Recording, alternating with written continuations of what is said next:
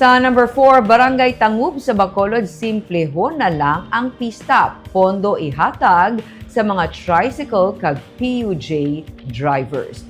Imbes nga gastuhon para sa paghiwat sa Engrande, nga kapistahan sa Mayo 15, tubtob 17, ang Barangay Tangub sa Bacolod City ang nagaplano nga ihatag na lang ang ila pondo bilang dugang nga bulig sa mga driver sa ila barangay. Ginsiling ni punong Barangay Noli Villarosa nga simplehon na lang anay sa barangay ang ilang nga pagselebrar sa kapistahan ni San Isidro Labrador.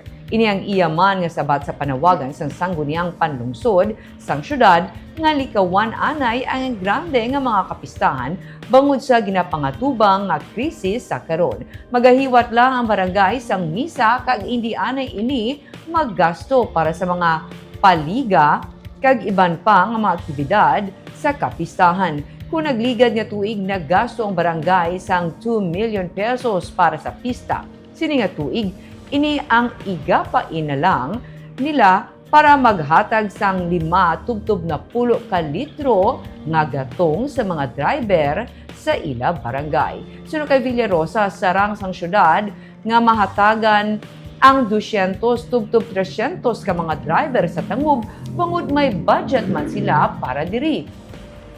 Dugang pa sini nagahanda man sila nga maghatag sang food packs kag bugas para sa mga driver. Sa karon ginaplanuhan pa sa barangay kung paano nila mapatuman ang amo nga programa.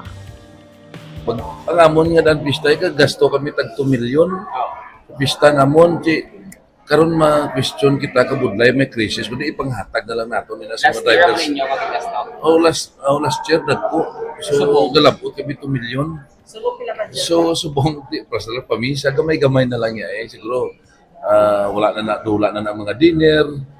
Jutay na lang siguro kasi maggasto kami na mga 100,000 o 50,000. So kinaaboy na namon kiti may ara nga verbal instruction sa aton nga presidente.